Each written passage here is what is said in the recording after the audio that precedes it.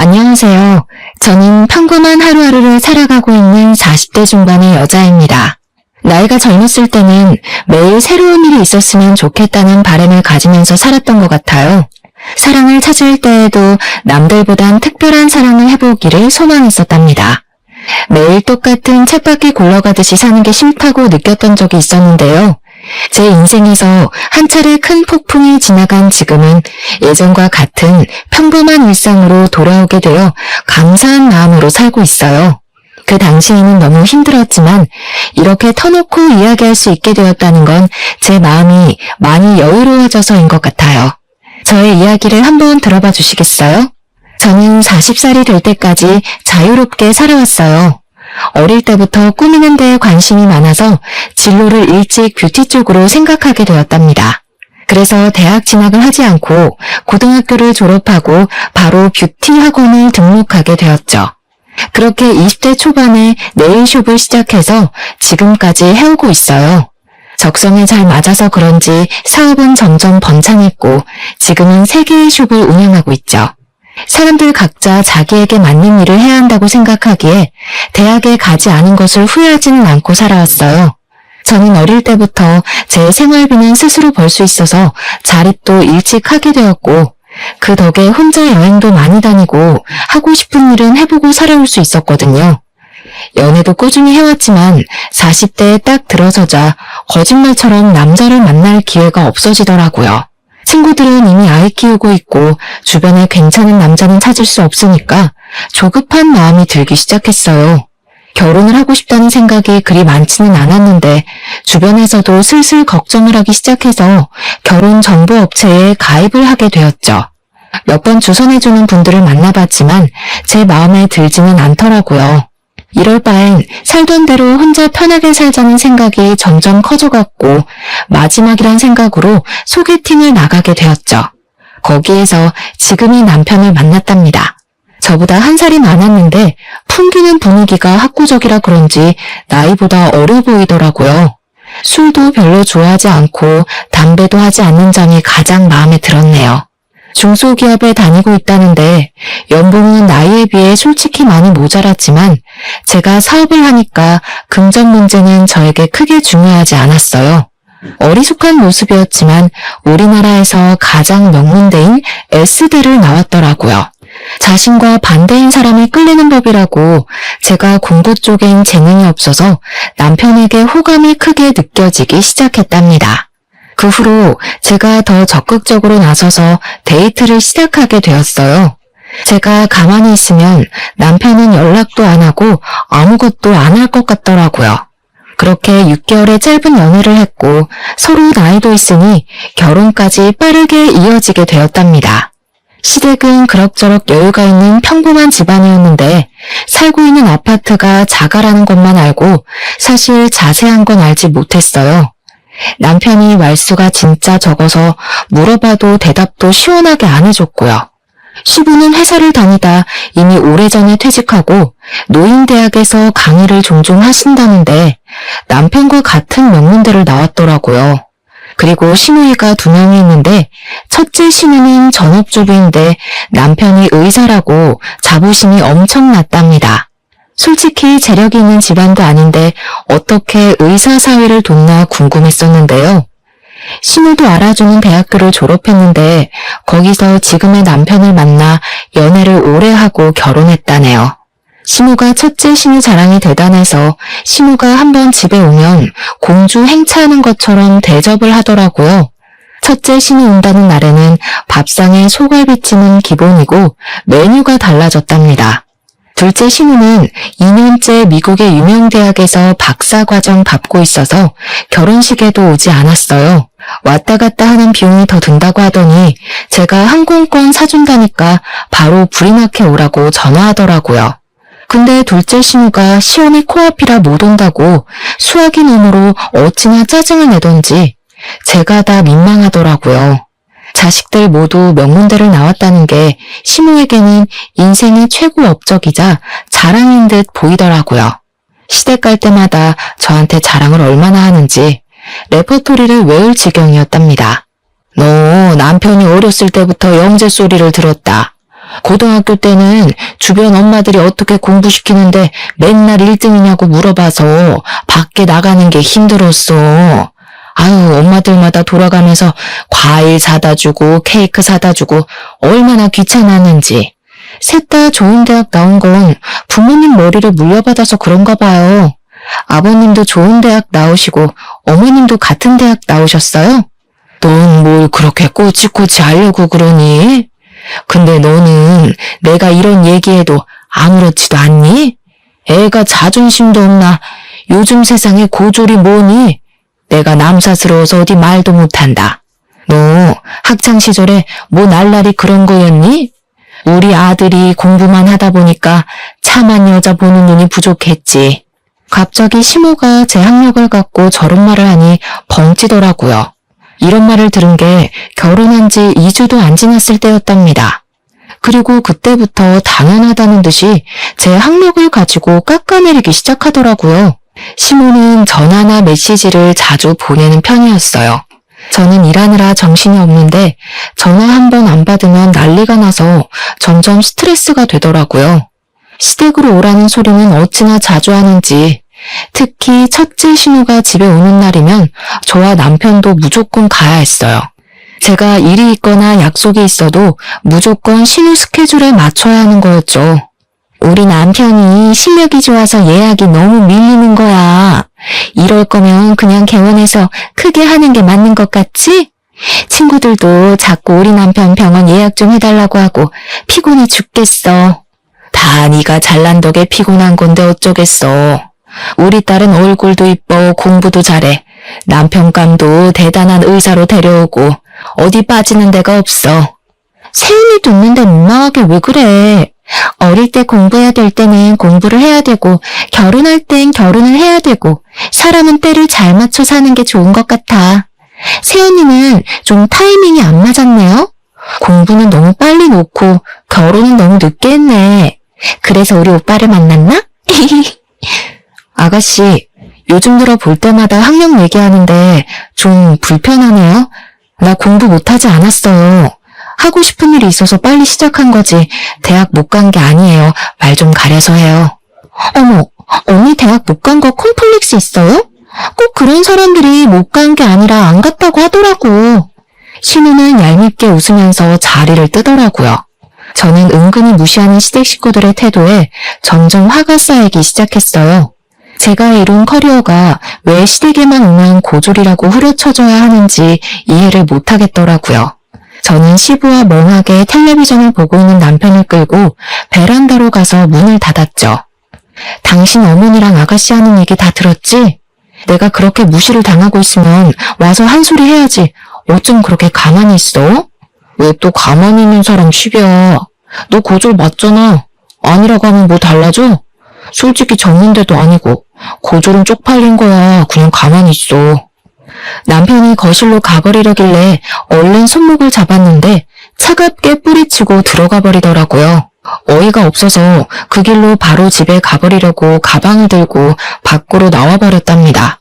남편은 저를 휙 보고는 무시하고 따라오지도 않더라고요. 저는 서러움에 눈물이 나려는 걸 꾹 참고 아파트 현관을 나왔죠. 그때 언제 밖에 나갔었는지 신우와 심해부가 팔짱을 끼고 걸어오더라고요. 저는 마주치기가 싫어서 어두운 쪽으로 몸을 숨겼답니다. 두 사람이 출입구 앞에 멈춰서더군요. 저는 숨은 모습을 들키면 더 우스워질 것 같아 꼼짝도 하지 않고 있었죠. 오빠랑 세연이 와 있는데 진짜 꼴 보기 싫어. 고졸 주제에 가방은 비싼 거 들고 오고 그런다고 싸구려가 명품 되겠어? 형님 거의 10년을 백수였던 거 다 알고 결혼한 거래? 고졸이라더니 진짜 결혼이 급했긴 급했네. 그 가방 갖고 싶으면 하나 사. 남편이 의사인데 그까짓 거 뭐라고. 사실 우리 오빠랑 결혼한 것만 봐도 어느 정도 급인지 나오잖아. 나이는 많고 갈 데는 없으니까 나이 많은 백수한테 시집이나 오고 한심해 둘 다. 아무튼 형님 내외 어디 가서 말하긴 좀 불편하긴 하네. 백수랑 고졸 날라리하니. 앞으로 가족 행사 있을 때 친척들 앞에서도 쪽팔려서 어떡해? 그래도 골칫거리였던 오빠 데려가서 입혀주고 먹여주니 다행이지. 안 그럼 계속 우리한테 빌붙었을 거 아냐? 당장 둘 앞에 나가서 따지고 싶었지만 손이 부들부들 거리더라고요. 두 사람은 안으로 들어가 버리고 저는 튀어나올 것 같은 심장을 진정시키려고 애쓰며 차로 갔어요. 남편이 10년 동안 백수였다는 사실을 전혀 몰랐던 터라 큰 충격을 받았습니다. 어쩐지 모아둔 돈이 너무 없다고 생각했는데 결혼을 하려고 급하게 회사를 들어간 건 아닌지 의심이 들었어요. 제가 수입이 남편 월급이 너무 작긴 하지만 그래도 매달 안정적으로 나오는 게 어디냐는 생각으로 너무 안일하게 넘겼다는 생각이 들더라고요. 시모가 내 앞에서 티내지는 않았지만 그동안 남편이 집안에서 어떤 대우를 받고 살았는지 알 수 있을 것 같았어요. 그래서 저를 그렇게 쉽게 무시할 수 있었던 거였겠죠.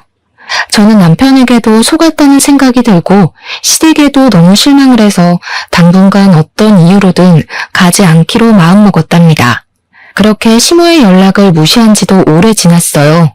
꽃이 잔뜩 나오는 동영상이나 건강에 대한 쓸데없는 정보 같은 걸 매일 보내서 스트레스를 많이 받았었는데 아예 차단해버리니 속이 다 시원하더라고요. 남편이 주는 생활비도 이상하게 점점 줄어가기 시작하더니 한 달, 두 달 건너뛰는 일도 생기기 시작했어요. 사실 남편이 주는 돈은 한 달 살기엔 너무 적었지만 그래도 티내지 않고 내가 더 보태서 쓰자는 생각으로 살았어요. 제가 거의 3배는 더 쓰면서 가정을 꾸려가고 있는데 남편에게 싫은 소리 한 번도 한 적 없답니다. 하지만 남편이 숨겼던 과거를 알게 되자 점점 정이 떨어져서 저도 싫은 소리를 하게 되더라고요. 월급은 매달 똑같은데 왜 생활비는 매달 다르게 주는 거야? 어디 다른 데 쓰고 다녀?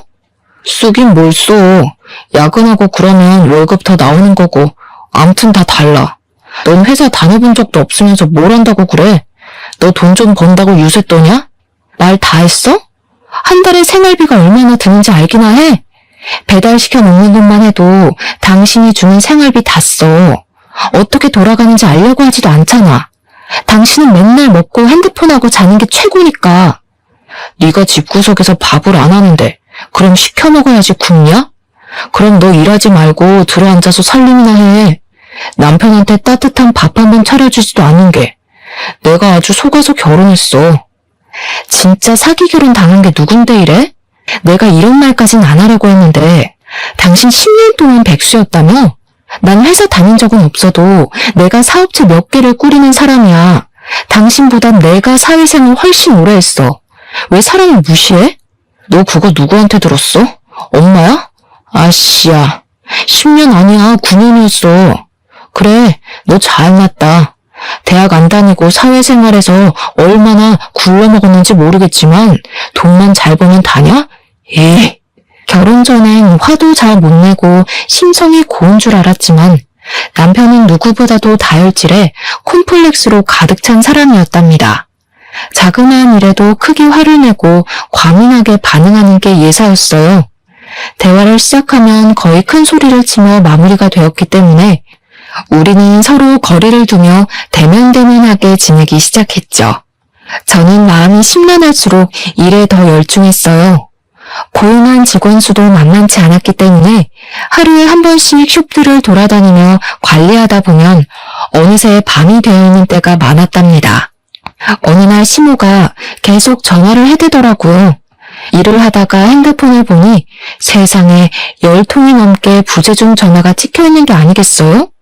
그리고 바로 전화가 울리기 시작했고 저는 받을까 말까 고민하다가 결국 받고 말았답니다. 시모는 지금 당장 집 앞으로 자기 좀 데리러 오라는 말을 하더니 전화를 끊어버렸어요. 시모 목소리도 안 좋은 것 같아 어디가 아픈가 싶어서 차를 끌고 갔는데 아파트 출입구 앞에 시모가 서 있더라고요. 제 차를 보자마자 얼른 조수석에 타더라고요. 전화를 그렇게 해도 안 받고 집에 코빼기도 안 비치더니 결국 오긴 왔네. 저 역 사거리에 백화점으로 좀 가. 저를 보자마자 째려보면서 말하는데 기분이 팍 상하더라고요. 제가 운전하지 않고 가만히 쳐다보고 있으니 출발하라며 삑 소리를 지르는 게 아니겠어요? 시모와 저는 백화점으로 들어갔어요. 도대체 뭘 하려는 건지 여우 같은 시모의 속을 알 수가 없어서 일단 지켜보기로 했답니다. 너는 시어머니 생일이 다 돼가는데 연락 한 번 없어? 시아버지 생신 때는 그렇게 잘모시더니 지금 사람 차별하니? 살가운 며느리는 바라지도 않는다. 적어도 최소한의 도리는 해야 할 거 아니야. 어머니, 그럼 지금 일하는 사람 빨리 오라고 한 게 생일 선물 받아내려고 이러신 거예요? 그리고 저 어머니한테 아직 안 풀렸어요. 그렇게 저 무시하시면서 제 돈을 쓰고 싶으세요? 얘가 말하는 꼬락서니 좀 봐. 아직 안 풀려? 니까짓 게 뭔데? 내가 너 고졸이라고 그거 한마디 했다고 지금 시어머니한테 이렇게 모렴치하게 대하는 거니? 네가 이럴수록 사람들이 너 무식하다고 흉보는 거야. 알았니? 어머니, 저한테 무식하다고 그런 말 좀 그만하세요. 그러는 어머님은 대학 나오셨어요? 고등학교는 나오셨어요? 야, 너 사람 많은 데서 자꾸 큰 소리 나게 할래? 나는 자식 3명을 다 명문대 보낸 사람이야. 네가 자식 낳아서 S대 한번 보내봐. 그럼 내가 너 인정해줄게. 잔말 말고 따라와. 시모는 있는 힘을 다해 저를 째려보고는 앞장서서 걸어갔습니다. 머리 끝까지 화가 차올랐지만 일단 시모가 뭘 하려는 건지 따라가 보았어요. 시모가 들어간 곳은 명품 매장이었죠. 너 지금 메고 있는 그 가방 여기 거 맞지? 그거랑 똑같은 거 색깔만 좀 다른 걸로 나 하나 사다오. 이건 어머니가 들기엔 너무 디자인이 튀어요. 그리고 이게 얼만지 아세요? 지금 생신 선물로 이거 사달라는 거예요? 너 시아버지 생신 때는 그 비싼 식당에서 밥도 척척 사고 선물도 비싼 걸로 가져오더니 나한테 쓰는 건 아깝다 이거야? 너 돈 잘 번다며? 네일숍이 3개라며? 학벌이 안 되면 돈으로 잘난 척 좀 해보라고. 아버님 생신 때 식당은 신우가 마음대로 예약한 거였고요. 그때도 신우가 오빠한테 하도 쏘라고 그래서 그냥 제가 낸 거였어요. 아무튼 결혼하고 처음 만난 시어머니 생신인데 이깟 가방 하나 사주면 어때서 왜 이렇게 말이 많아? 네가 내 마음에 안 드는 거 사올까 봐 내가 미리 생각해서 데려온 거니까 잔말 말고 계산해. 여기요. 이 가방 다른 색깔은 없어요? 그 조용한 명품 매장에서 시모가 큰 소리를 치니까 사람들이 다 쳐다보더라고요. 그냥 나가버리면 시모가 더 난리를 피울 것 같아서 결국 계산하고 나왔답니다. 쇼핑백을 메고 의기양양하게 걷는 시모 뒤에서 터벅터벅 걸어가는데 앞서 가던 시모가 아는 사람을 만난 듯 인사하더라고요. 어머, 백화점엔 웬일이야? 이런 데 잘 안 오잖아. 어머, 여기서 뭐 산 거야? 이거 명품 아니야? 요즘엔 자주 오지. 우리 며느리가 내 생일이라고 가방을 사주네. 이런 거 필요 없다니까 굳이 끌고 와서는. 세상에, 첫째 아들이 드디어 효도를 제대로 하네. 옆에 며느리야? 아이고, 나이 많다고 걱정을 하더니 나이보다 젊어 보이네. S대 나와서 화장품 회사 한다더니 그래서 그런가 관리를 잘했나 보다. 지인이 저를 위아래로 훑어보며 떠들자 당연한 신우가 서둘러 지인과 헤어지고 걸음을 빨리 걷더라고요. 저는 기가 차서 신우 옆으로 바짝 따라붙었어요. 제가 S대 나왔다고 거짓말 하셨어요? 화장품 회사는 또 뭐예요? 혹시 친척들한테도 다 그렇게 말씀하셨어요? 시끄러. 우리 가족이 다 명문대 출신인데 고졸이라고 온 동네방네 떠들면 좋겠어? 너는 창피한 줄도 모르는 걸 보니까 일에서 얼마나 배우는 게 중요한지 몰라. 수준 떨어지게 쏴붙이지 말고 비켜. 시모는 오히려 저를 팍 밀치고 나가서 택시를 타고 가버리더라고요. 저도 살까 말까 고민하다가 어렵게 산 가방이었는데 이렇게 한순간에 시모한테 당했다는 기분이 드니 정말 짜증이 솟구쳤어요. 저를 며느리가 아니라 물주로 생각하고 있는 게 분명했으니까 말이죠. 그 일이 있고 며칠 후 시모의 생일이었지만 일이 많다는 핑계를 대고 가지 않았답니다. 남편은 화를 내면서 혼자 시댁에 갔더라고요. 웬일인지 시모도 저에게 오라는 전화를 하지 않았죠. 그렇게 한참 동안 시댁의 발길을 끊었고 조용한 일상이 이어지니 좀 살 것 같더라고요. 물론 오래가지 못했지만 말이죠. 말로만 듣던 둘째 신우가 박사과정을 마치고 귀국했다고 연락이 왔더라고요. 첫째 신우가 거하게 환영 파티를 한다면서 비싼 식당으로 예약을 했다고 꼭 오라고 했죠. 그래도 처음 보니까 얼굴은 비춰야 할 것 같아 남편과 함께 식당으로 향했어요. 경제학 박사과정을 밟았다는 신우는 생각했던 것과는 사뭇 다르더라고요.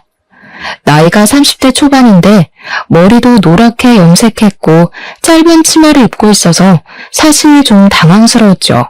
미국에 살아서 좀 자유분방한 모양이라고 넘겼어요. 계속 핸드폰만 들여다보고 있길래 문제라도 생겼나 했는데 SNS를 그렇게 보고 있더라고요. 아, 새언니 네일숍 한다면서요? 앞으로 네일 공짜로 하겠네. 너무 좋다. 숍이 어디에 있어요?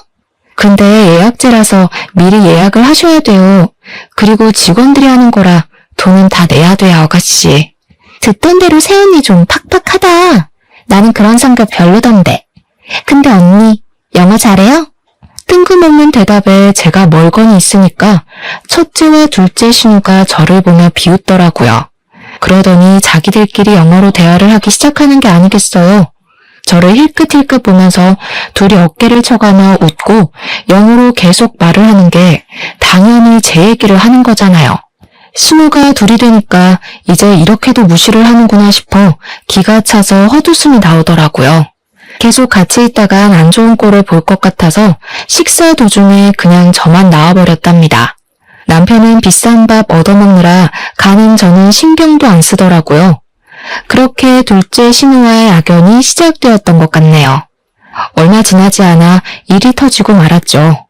출근하려고 준비를 하는데 둘째 신우 전화가 오는 거예요. 다짜고짜 급하다면서 숍 이름하고 주소를 물어보더니 끊어버리더라고요. 결국은 와서 내일을 하려나 보다 싶어 그냥 직원에게 당일에 온다고 해도 받아주라고 말해두려고 했죠. 그렇게 몇 시간 후에 직원이 다급한 목소리로 전화가 왔는데 무슨 이벤트 당첨자라면서 예약을 한다는 전화가 왔다는 거예요. 저는 들어본 적도 없는 얘기니까 거절하라고 하고 끊었답니다. 무슨 영문인지 알 수가 없어서 어디서 계약했던 내용이 있었나 확인해 보려는데 신우가 또 전화가 왔더라고요. 언니, 예약 거절했다는 게 진짜예요? 지금 당첨자가 나한테 메시지 보내고 난리 났다고요. 아가씨 알아듣게 좀 말해요. 무슨 당첨자요? 그럼 이벤트 했다는 게 아가씨가 벌인 일이에요? 일을 벌였다니 언니 말 너무 기분 나쁘게 하네요. 다 언니 잘 되라고 내가 이벤트 해준 건데 고맙다고 덥석 해줄 일이지 머리가 잘 안 돌아가나 봐요? 사실 내가 SNS 하는데 팔로워가 좀 돼요. 그래서 언니 숍 홍보 좀 해주려고 내일 무료 이벤트 열어서 5명 뽑았으니까 전화 받으면 친절하게 응대 좀 해요. 이게 도대체 무슨 경우예요? 나한테 먼저 말을 하고 하던가. 말을 해도 당연히 거절했을 일인데 다짜고짜 일을 벌이면 어떡해요? 아가씨가 우리 숍 와봤어요? 무슨 콧구멍만 만든 줄 알아요? 우리 숍 유명해서 항상 예약 꽉 차요. 이번 달도 예약 끝나서 더는 받지도 못하니까 당장 이벤트인지 뭔지 취소해요. 저는 화가 머리끝까지 나서 거칠게 전화를 끊어버렸어요. 내 학력을 가지고 무시를 하는 건 참을 수 있지만 제가 일궈놓은 사업까지 우습게 하고 자기들이 숟가락 얹어도 된다고 생각하는 게 정말 괘씸하더라고요. 그새 전화를 했더니 불이 나게 신우에게 전화가 와서 저도 한껏 따질 요령으로 받았답니다. 받자마자 당장 집으로 오라며 안 오면 네 잘난 네일숍 가서 다 엎어버리겠다고 소리를 고래고래 지르더라고요. 시댁에 들어가니 둘째 신우가 훌쩍대며 울고 있고 신우는 씩씩거리며 다짜고짜 휴지 케이스를 저한테 던지는 거예요. 야, 니까짓 게 뭔데 우리 딸한테 큰 소리를 쳐? 그깟 네일 얼마나 한다고 우리 딸한테 면박을 줘? 그깟 네일숍 와서 관리 받아본 적이나 있으세요? 한 명당 10만 원은 잡아야 돼요. 그럼 그깟 돈 어머니가 아가씨를 위해서 좀 내주세요. 50만 원밖에 안 하네요. 이게 점점 말 대답을 따박따박하고 너 때문에 얘가 엄청 곤란해졌다는데 어떻게 할 거야? 당장 이벤트인지 뭔지 해주겠다고 싹싹 빌어. 빌어야 될 건 아가씨인데 제가 정신 나갔다고 빌어요? 저야말로 업무 방해죄로 고소하고 싶은 거 참고 있으니까 더는 저 자극하지 마세요. 고작 그 말 하려고 바쁜 사람 오라고 하신 거예요? 그때 둘째 신우가 들고 있던 물컵을 제 얼굴에 착 쏟더라고요. 저는 너무 갑작스러워서 눈을 동그랗게 뜨고 신우를 쳐다봤죠. 보자 하니까 우리 엄마한테 무슨 말버릇이야? 이 무식한 게. 언니가 말하는 게 다 맞았네. 나이만 먹은 게 머리는 텅텅 비고 싹수는 더럽게 없다더니. 저는 너무 화가 나서 신우 머리채를 확 잡아버렸어요. 신우가 힘없이 제 쪽으로 휙 딸려오더라고요. 저도 소리를 지르며 신우 머리를 뒤로 확 제껴버렸답니다. 그걸 본 신우가 냄비에 차가운 물을 받아와서는 저한테 뿌리는 게 아니겠어요. 저는 머리부터 블라우스까지 흠뻑 젖어버렸답니다. 이게 진짜 돌았나? 우리 박살 딸 머리를 잡아? 이 무식한 년아, 맛 좀 봐라. 신우가 축축한 제 머리채를 세게 움켜잡고 흔들기 시작했어요. 저는 너무 아파서 비명을 질렀죠. 그때 문을 열고 들어온 남편이 자기 엄마를 크게 부르더라고요. 제가 단판을 지으려고 시댁에 오기 전에 남편에게 전화해서 오라고 했거든요. 신우가 주춤하는 사이 저는 신우를 확 밀어버리고 비틀거리며 시댁을 나왔답니다. 남편은 저를 따라 나오지도 않고 심지어 밤 늦게 제가 잘 때쯤 몰래 들어오더라고요. 그렇게 남편에 대한 실망감은 더욱 쌓여만 갔는데 완전히 신뢰를 잃을 만한 일이 터졌답니다. 남편은 저녁 일찍 퇴근하기에 저보다 먼저 집에 들어와서 우편함은 남편 담당이었어요. 하루는 제가 오후에 집에 갈 일이 생겨서 들어가는데 우편함에 편지가 있더라고요. 확인해보니 카드 회사들과 대부업체에서 날아온 독촉장이었어요. 저는 남편 빚이 거의 5천이 되는 걸 알고 기함을 했어요. 스케줄을 취소하고 남편이 올 때까지 기다렸죠. 저녁 5시가 되자 남편이 들어오더라고요. 양복이 아니라 편안한 트레이닝복을 입은 남편이 저를 보더니 소스라치게 놀라는 게 아니겠어요. 저는 말없이 테이블 위에 놓인 편지들을 손으로 가리켰어요. 편지를 본 남편이 갑자기 빽 소리를 지르더라고요. 아 진짜 그래서 어쩌라고. 네가 갚아주기라도 할 거야? 너 지금부터 한마디만 더 해. 그럼 네가 갚는다는 걸로 알 테니까. 아님 신경 꺼. 정신 나갔어? 정신병이야? 잘못한 게 누군데 왜 당신이 화를 내고 난리야. 이거 다 뭐야? 결혼하기 전부터 빚진 거야? 그래. 너랑 데이트할 때 너 사 처먹이느라 빚졌다. 네 수준에 김밥 한 줄이나 사 먹으면 될걸 뭘 맨날 그렇게 비싼 걸 처먹겠다고. 어차피 다 네가 쓴 돈이네. 이참에 네가 갚으면 되겠네. 말 그따위로 할래? 이제 아예 본 모습 까보이겠다 이거야? 당신 그 옷은 뭐야? 회사 갔다 온 거 맞아? 야, 너 사회생활 20년이라며. 그런데도 눈치 못 챘어? 나 너랑 결혼하고 바로 회사 잘렸어. 그래서 그 잘난 생활비 되려고 카드 서비스까지 받은 거야. 다 네 탓이네, 그러고 보니까. 뭐? 맨날 네 탓이라고 하면 다 해결되니? 이 거지 같은 인간아. 네가 능력 없는 건 알았지만 이렇게 바닥인 줄은 몰랐다. 야, S대 나는 뭘 하니? 평생 밥벌이도 못하고 사는데. 이 무식한 게 감히 어디서 S대를 입에 올려. 대학 문턱도 못 가본 년이? 남편은 저에게 와락 달려들었고 저는 숨을 쉬기 힘들었어요. 저는 살기 위해 본능적으로 남편 손을 마구 긁었고 있는 힘을 다해 남편을 밀어내고 집을 뛰쳐나왔답니다. 남편과 사이가 좋았다고 해도 신우의 막말과 시댁 식구의 무시 때문에 헤어질 이유가 충분한데 남편까지 바닥이었으니 더는 견딜 수가 없었어요. 이때가 남편과 헤어지기로 결심을 하게 된 순간이었어요. 그 뒤로 저는 시댁의 발길을 딱 끊었답니다. 제가 대꾸도 하지 않으니 심심해서였을까요?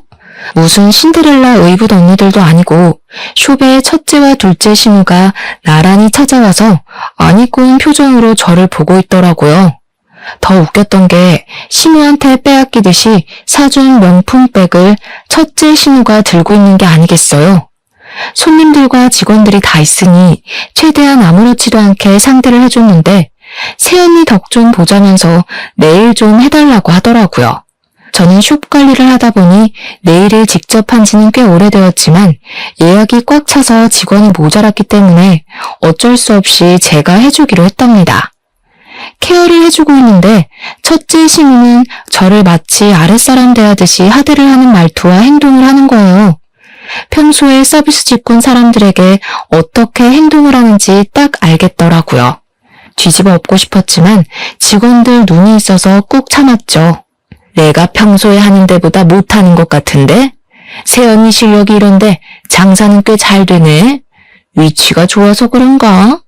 역시 병원도 목이 좋은 데다가 해야 돼.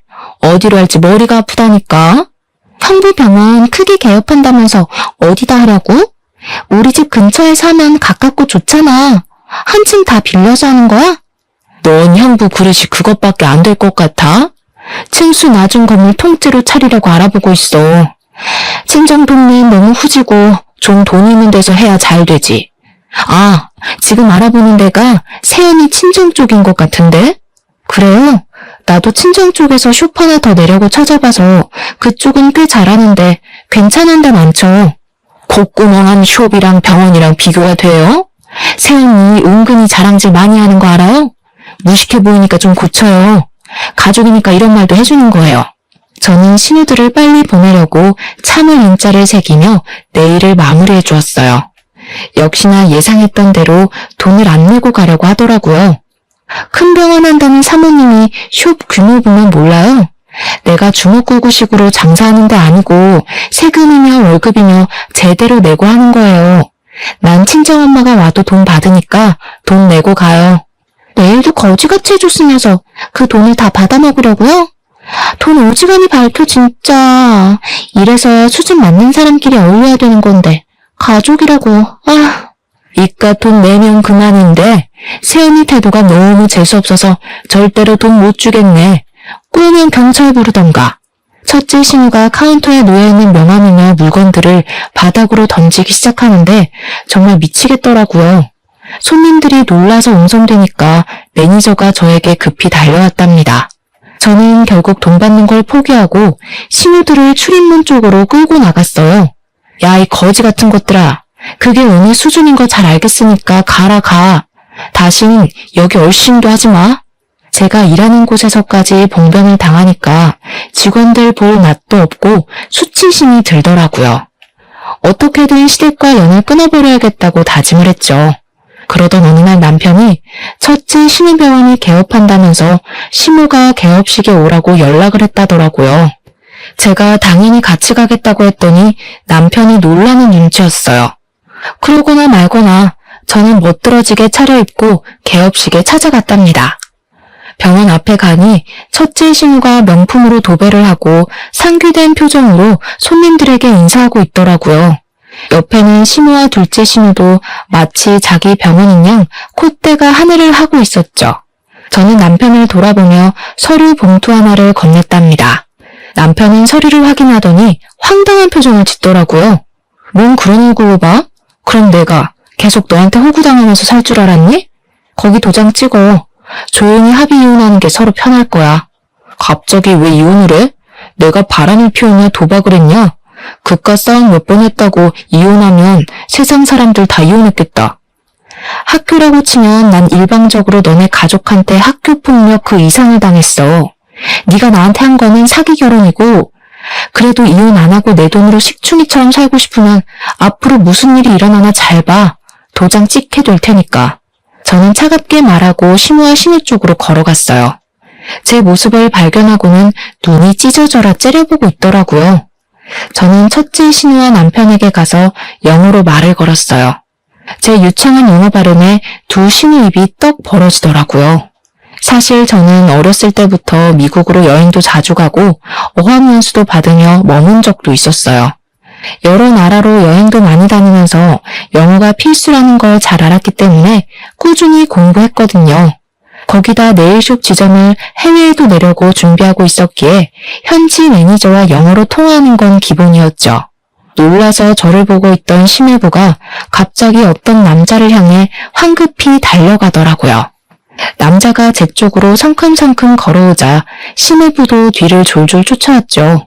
심호가 얼굴을 확인하더니 화들짝 놀라며 인사를 했어요.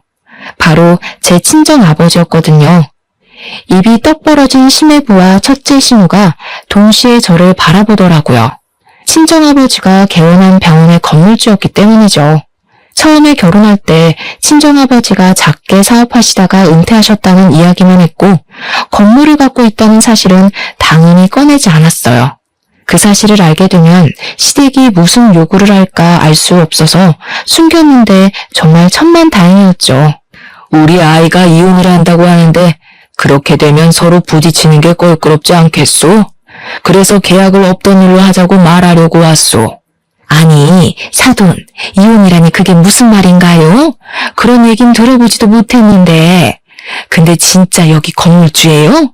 아니, 인테리어까지 다 끝낸 상태인데 건물주 마음대로 계약을 파기라뇨. 말도 안 되는 얘기입니다. 법적으로 대응하겠습니다. 그동안 있었던 일 우리한테 다 들었습니다. 남의 귀한 딸 데려다가 호구처럼 부려먹고 무시를 하다니 제정신입니까? 싹 다 고소해버리려는 거 참고 있으니까 조용하게 처리합시다. 그리고 법대로 할 거면 계약서나 다시 읽고 오시던가. 낡은 빌딩 싹 뜯어고치느라 몇 억이 들었는데 지금 무슨 개소리야. 당신이 건물주면 다야? 진짜 그 아버지의 그 딸이네. 우리는 절대 못 나가니까 경찰 불러, 경찰. 저는 한심한 눈으로 제정신이 아닌 것 같은 신우를 바라보았죠. 저는 신우가 친정 근처에 빌딩을 찾고 있다는 말을 들었을 때 살짝 친정아버지 건물 얘기를 흘렸답니다. 그리고는 바로 아버지에게 찾아가서 그동안 있었던 일을 다 이야기하고 이혼하도록 도와달라고 말씀드렸죠. 평소에 냉정한 성격인 아버지가 가만히 안 두겠다며 불같이 화를 내시더라고요. 아니나 다를까 심해부가 건물을 빌리고 싶다는 부동산에 연락을 받았고 아버지는 갑인 건물주가 원할 때는 언제든지 계약 파기가 가능하다는 내용을 교묘하게 계약서에 적어두셨답니다. 그리고 시세보다 훨씬 싸게 월세를 제시하니 심해부는 제대로 확인도 하지 않고 바로 계약을 해버린 것이죠. 계약서를 확인해본 심해부의 두 손이 덜덜 떨리자 일이 심각하게 돌아가는 걸 눈치챈 첫째 신우가 심호를 뒤에서 쿡쿡 찌르더라고요. 사돈, 뭔가 오해를 하신 모양인데 가족끼리 다툼이 좀 있었던 건 맞지만 그렇게 심각한 건 아닙니다. 화를 좀 푸시고 천천히 대화를 해보는 게 어떠실까요? 예, 그동안 마음 상한 게 있었다면 내가 사과하마. 어떡하죠? 마음이 좀 상한 게 아니라 이혼 안 하면 제가 죽을 것 같은데요. 당신 그 잘난 백수아들 돌려드릴 테니까 잘 끼고 살아보세요. 그렇게 미안하시다면 무릎 꿇어보시던가요. 얼굴이 파래진 심호가 첫째 신우를 돌아봤는데 심호 눈을 싹 피하더라고요. 고개를 푹 숙인 심호가 덜덜 떨며 무릎을 꿇었답니다. 심호가 울먹이며 제 바지가랑이를 잡더라고요. 이제 됐니? 내가 이렇게 사과하마. 화 좀 풀어라. 가족끼리 서로 도와야지. 이런 법이 어디 있니? 앞으로는 내가 너 상점 모시듯 하마. 이거 놓으세요. 진심으로 우러나와서 저한테 미안하다고 하시는 거 아니잖아요. 잘난 따님이 이렇게 된 건 다 어머님이 뿌린 씨 거둔 거니까 제 탓은 마시고요. 야, 이게 진짜 정신 나갔나? 네가 뭔데 우리 집을 풍비박 쌌네. 너 오늘 내가 가만 안 둬? 저는 둘째 신우 손에 들려있던 테이크아웃 컵을 뺏어서 신우와 둘째 신우 얼굴에 순식간에 뿌려버렸어요. 끈적한 포도주스가 두 사람 얼굴에 범벅이 되었죠. 지켜보던 남편 사색이 되어 풀썩 주저앉더라고요. 어머니는 모르시겠지만 제가 꽤 성공한 사업가거든요. 그래서 계산이 정확해서 빚지고는 못 살아요. 저번에 받은 거 돌려드린 거예요. 이해하시죠? 그러고는 조용히 핸드폰을 열어 녹음한 내용을 재생했고 영어 대화가 흘러나왔어요. 영어를 알아들은 둘째 신우가 제 핸드폰을 뺏으려고 달려들더라고요. 저는 재빨리 옆으로 피했고 신우는 땅바닥으로 고꾸라졌답니다. 어머니도 영어 못 알아들으시니까 무슨 내용인지 모르시겠죠? 제가 둘째 아가씨 다니던 학교랑 주고받은 메일도 있으니까 편지로 보내드릴게요. 못 믿으시겠다면 공증까지 해서 보내드릴게요. 하고 다니는 꼬락서니가 영 수상해서 그 박사과정 했다던 미국 학교로 전화를 해봤거든요, 제가. 근데 아가씨 이름이 없다네요? 저는 혼이 나가버린 시댁 식구들을 남겨두고 돌아섰답니다. 남편은 어떻게든 이혼은 안 하려고 했지만 저는 소송 이혼으로 완벽하게 이혼할 수 있었죠. 남편이 한 푼도 없었기에 정신적인 피해 보상이나 위자료는 받을 수 없었지만 저를 갉아먹는 시댁과 깔끔히 정리가 된 것만으로도 다행이라는 생각이 들었어요. 소송 과정에서 알게 되었는데 병원을 무리하게 개원하느라 막대한 빚을 졌던 첫째 신우는 살던 아파트까지 처분해야만 했고 첫째 신우한테 돈을 빌려줬던 시댁도 빚더미에 올라앉았다고 하더라고요. 전 남편은 여전히 백수로 지내며 늙은 시부모에게 빈대부터 살고 있고요. 둘째 신우는 미국에서 대학 합격했다고 거짓말하고 유학비 받아 흥청망청 유흥을 즐기며 살았던 게 들통나서 집에서 쫓겨나서 지금도 행방을 모른다고 하네요. 저는 여전히 숍을 운영하면서 바쁘게 살고 있고 가끔 혼자 여행을 다니며 재충전하는 것을 낙으로 여기고 있답니다. 결혼을 하고 그 사람의 가족을 받아들이는 건 정말 중요한 일이고 인생이 바뀔 수도 있는 사건인데요. 저는 남들이 정해놓은 기준에 맞춰 살아가려고 너무 성급한 선택을 했던 것 같아요. 폭풍 같던 시간을 지나온 자신을 더 소중히 여기고 이제는 저만의 박자에 맞추어 여유 있게 살아가 보려 한답니다. 여러분도 제 사연을 듣고 현재의 일상에 더욱 감사하는 마음을 가져보셨으면 좋겠어요. 들어주셔서 감사합니다.